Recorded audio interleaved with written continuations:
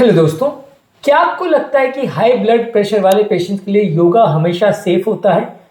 आज कुछ ऐसी चीजों पर बात करेंगे जो योगा करते समय आपको ध्यान रखने की जरूरत है, जो हाई ब्लड प्रेशर यानी हाइपरटेंशन वाले पेशेंट्स को ध्यान रखने की जरूरत है। क्योंकि अगर अनकंट्रोल ब्लड प्रेशर के साथ आपने इस तरह की योगा की चीजें करी तो वो आपके लिए नुकसानदायक हो सकता है और जान का खतरा भी हो सकता है।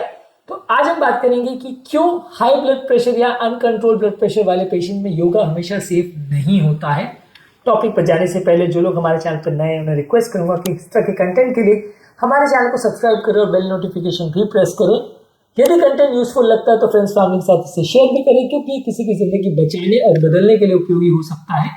टॉपिक के दौरान कुछ इंटरेस्टिंग साइंटिफिक फैक्ट्स, कुछ प्रैक्टिकल रिलेटेड की बातें और कुछ साइंटिफिक स्टडीज के बारे में आपको बताऊंगा, जो आपको ज्ञान भी देंगे और हैरान भी करेंगे। क्या आपकी नजर में योगा हमेशा हर पेशेंट के लिए सेफ होता है? कमेंट सेक्शन में लिखकर हमें बताएं। क्या आपको कभी पहले किसी ने बताया था कि हाई ब्लड प्रेशर वाले पेशेंट्स को हर तरह का योगा नहीं करना चाहिए? कमेंट सेक्शन में लिखकर हमें बताएं।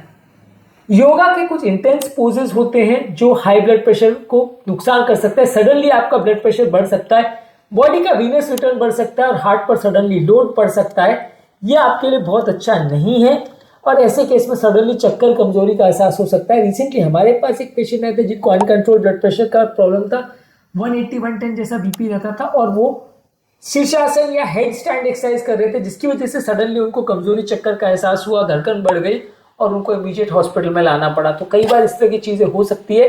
अगर हाइपरटेंशन का प्रॉब्लम है तो जो चीजों से बीपी बढ़े वैसे अग्रेसिव एक्सरसाइज नहीं करना चाहिए और शीर्षासन जैसी चीजें नहीं करना चाहिए। सडन बीपी सर्ज होने से कई बार आपको स्ट्रोक या हार्ट अटैक का प्रॉब्लम हो सकता है। 2016 में जर्नल ऑफ स्ट्रोक पे कुछ ऐसे पेशेंट्स रिपोर्ट किए गए थे जिनको स्ट्रेनुअस योगा करने के बाद ऐसे 7 पेशेंट थे जिनको प्री एग्जिस्टिंग हाइपरटेंशन था और उनको लकवे का प्रॉब्लम हुआ था। तो यानी कि ऐसा नहीं है कि ये मन का वहम है या ऐसा कभी हुआ नहीं है इतिहास में। योगा करने के बाद भी हेल्थ के लिए जो चीज अच्छी होती है, ऐसे लोग भी हुए हैं जिनको स्ट्रोक या लकवा हो चुका है। ऐसे 7 केसेस 2016 में रिपोर्ट किए गए थे।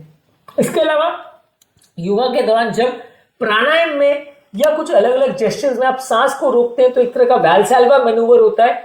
ब्रेथ होल्डिंग जब आप ज्यादा देर तक करते हैं तो इंट्राथोरैसिक प्रेशर बढ़ जाता है, इन्हें बड़े हमारी जो छाती की कैविटी रहती है उसका प्रेशर बढ़ जाता है, जिसकी वजह से ब्लड प्रेशर में सिग्निफिकेंट फ्लक्चुएशन हो सकते हैं और जिसकी वजह से हार्ट पर सडनली लोड पड़ सकता है और व्यक्ति उससे ऐसे टाइम पे कभी कभी बेहोश भी हो सकता है। ये भी समझने की जरूरत है। लॉन्ग स्टैंडिंग हाइपरटेंशन वाले पेशेंट में अगर आप ब्रेथ होल्डिंग एक्सरसाइज लंबा करते हो तो अनकॉन्शियसनेस की प्रॉब्लम भी आ सकती है। इसके अलावा हाई बीपी वाले पेशेंट्स में कई बार पेशेंट्स को कोई प्रॉब्लम नहीं लगती है, लेकिन लंबे समय में सडनली ब्लड प्रेशर बढ़ता है तो नुकसानदायक हो सकता है। तो ऐसा जरूरी नहीं है कि पेशेंट को सिम्टम्स या लक्षण तुरंत ही हो, लेकिन कभी कभी लॉन्ग स्टैंडिंग प्रॉब्लम्स भी वो क्रिएट कर सकता है। इसके अलावा यदि आप बहुत ज्यादा स्ट्रेचिंग एक्सरसाइज करते हैं, जैसे बॉडी को बहुत ज्यादा इंटेंसली ट्विस्ट करते हैं या स्ट्रेचिंग करते हैं, तो वैसे केस में आपका सिंपैथेटिक नर्वस सिस्टम ज्यादा एक्टिवेट हो जाता है और बॉडी में स्ट्रेस हार्मोन रिलीज होते हैं जो कि ब्लड प्रेशर को उल्टा और ज्यादा बढ़ा सकते हैं। 2018 में इस मामले में आर्टिकल पब्लिश हुआ था जिसने बताया था कि सडन सिंपैथेटिक एक्टिवेशन अगर हाइपरटेंसिव पेशेंट्स करते हैं तो हार्ट में कार्डियोवैस्कुलर स्ट्रेस बढ़ सकता है, इवन हेल्दी लोगों में।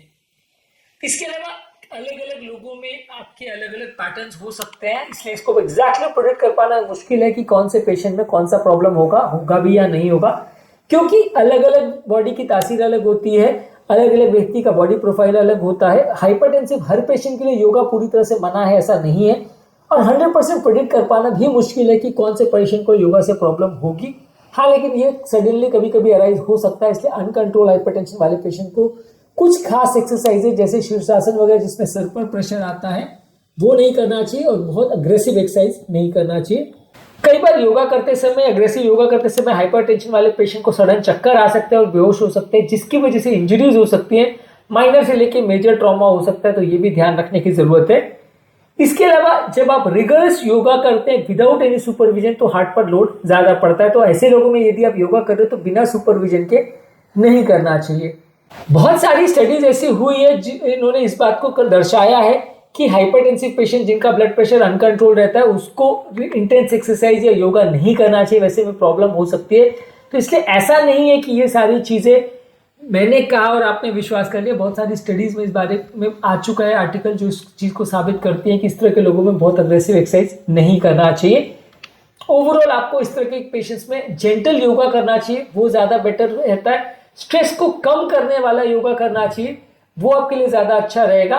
और अगर किसी व्यक्ति को अनकंट्रोल बीपी और बीपी 170 180 से ज्यादा है, या जिसको अगर कोई ब्रेन की कोई ऐसी बीमारियां हैं जहां पे sudden blood pressure shoot up करना नुकसानदायक हो सकता है, तो उनको ज्यादा ध्यान रखना चाहिए। किसी किसी व्यक्ति को अगर लबाइल ब्लड प्रेशर है या डिसऑटोनोमिया जहां बीपी फ्लक्चुएशन बहुत ज्यादा होते हैं, तो वैसे लोग को सेम योगा करने के बावजूद भी बीपी फ्लक्चुएशन बहुत ज्यादा हो सकते हैं और उनके आउटकम चेंज हो सकते हैं। तो आपको ध्यान रखने की जरूरत है कि हर व्यक्ति का इसमें रिस्पॉन्स सेम हो, ऐसा जरूरी नहीं है। जरूरी ये है कि आप इसमें बीपी को चेक करते रहिए। यदि किसी को ऐसा लगता है कि बीपी बहुत ज्यादा शूटअप हो रहा है, तो आपको वैसे पेशेंट में ज्यादा ध्यान रखना पड़ेगा। ब्रीदिंग एक्सरसाइज कई बार बहुत मदद करती है बीपी को कम करने में। यदि आप योगा के साथ डीप ब्रीदिंग एक्सरसाइज करते हैं, मेडिटेशन करते हैं, डायफ्रागमेटिक ब्रीदिंग करते हैं, तो वैसे ही चीजों में आपका ओवरऑल ब्लड प्रेशर कम होने के चांस रहते हैं। तो ये इस बात को भी इलिस्ट्रेट करता है कि योगा अपने आप में कोई एक चीज है वैसा नहीं है। अलग अलग तरह के योगा होते हैं, कुछ फायदा भी करते हैं, कुछ नुकसान भी करते हैं, कुछ बीपी को कम कर सकते हैं, कुछ बढ़ा भी सकते हैं। तो इसलिए ऐसा ब्लैंकेट स्टेटमेंट दे पाना बड़ा मुश्किल है कि हर हाइपरटेंसिव पेशेंट को कोई भी तरह का योगा नहीं करना चाहिए। तरह का योगा आपकी बॉडी एक्सेप्ट कर रही है, और जो अगर आपकी बॉडी का प्रोफाइल है उसके हिसाब से डिसाइड होगा कि आप क्या कर सकते हैं या क्या नहीं। अलग अलग तरह के योगा का बॉडी में अलग अलग तरह का इफेक्ट हो सकता है, और जितना आपकी बॉडी का रिस्क फैक्टर्स है उस पर भी डिपेंड करेगा। अगर सिर्फ हाइपरटेंशन है उसका प्रोफाइल अलग है, साथ में अगर शुगर है, कोलेस्ट्रॉल है, पहले हार्ट अटैक आया है, हार्ट फेलियर आया है, ऑटोनॉमिक सिस्टम है, तो वैसे लोगों में रिस्पॉन्स बिल्कुल अलग हो, वैसा भी हो सकता है। तो इसलिए 100% प्रेडिक्ट कर पाना मुश्किल है कि एक ही बीमारी के दो लोगों में सेम एक्सरसाइज करने से भी सेम रिस्पॉन्स आएगा, ऐसा जरूरी नहीं है। अलग अलग व्यक्तियों में अलग अलग तरह का रिस्पॉन्स आ सकता है, और ऐसे केस में जब प्रॉब्लम हो जाती है अक्सर उसके बाद ही पता चलता है कि प्रॉब्लम हो गई। इसलिए पहले से थोड़ी सावधानी रखे तो ज्यादा अच्छा है। हमारा इस मामले में फाइनल वर्डिक्ट ये है कि आपको अनकंट्रोल अगर हाइपरटेंशन की प्रॉब्लम है तो बहुत एक्सट्रीम योगा मत करिए, ऐसी एक्सरसाइज मत करिए जिसपे सर पर या शोल्डर पर प्रेशर आए। इसके अलावा जेंटल स्ट्रेचिंग या डीप ब्रीदिंग एक्सरसाइज या प्राणायाम, ये सारी चीजों को ज्यादा फोकस करिए, और ओवरऑल ब्लड प्रेशर को प्रॉपर ध्यान में डॉक्टर के दिला के उसको प्रॉपरली कंट्रोल करिए। अनकंट्रोल ब्लड प्रेशर के साथ कोई भी तरह की एक्सरसाइज अपने आप में नुकसान का सौदा हो सकती है। इवन ये बात जिम के लिए भी लागू होती है। उम्मीद करूंगा कि आज के टॉपिक में कुछ नई बातें जानने को मिली होगी। अगली बार जब आपको कोई व्यक्ति योगा करने के लिए कहता है तो ये ध्यान रखिए कि आपका ब्लड प्रेशर का क्या कंडीशन है और कौन कौन से पोजेज आपके लिए सेफ है या नहीं, इस बारे में फोकस करिए। हमेशा दोस्तों को फॉलो करके या दोस्तों के डिस्कशन के हिसाब से योगा को डिस्कस करना या मैनेज करना सही नहीं होता। प्रॉपर किसी एक्सपर्ट से जिसको हेल्थ के बारे में भी अच्छी तरह से पता है उसकी राय लेके योगा को फॉलो करें तो ज्यादा अच्छा है, तो आपको ज्यादा बेनिफिट्स देगा, नहीं तो कई बार नुकसान भी कर सकता है। उम्मीद करूंगा कि आज के टॉपिक में कुछ नया जानने को मिला होगा। जो लोग हमारे चैनल पर नए हैं मैं रिक्वेस्ट करूंगा कि चैनल को सब्सक्राइब करें। हमारे चैनल का पर्पज है हेल्थ एजुकेशन के द्वारा लोगों को हेल्दी बनाना। इस मिशन में आप हमारे सहभागी बन सकते हैं चैनल को सब्सक्राइब करके।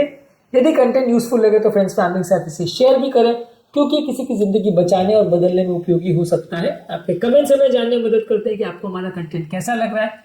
प्लस हमारे लिए मोटिवेशन और इंस्पिरेशन का भी काम करते हैं। इसकी वीडियोस को देखते रहिए, शेयर करते रहिए और हेल्थ के सफर में आगे बढ़ते रहिए।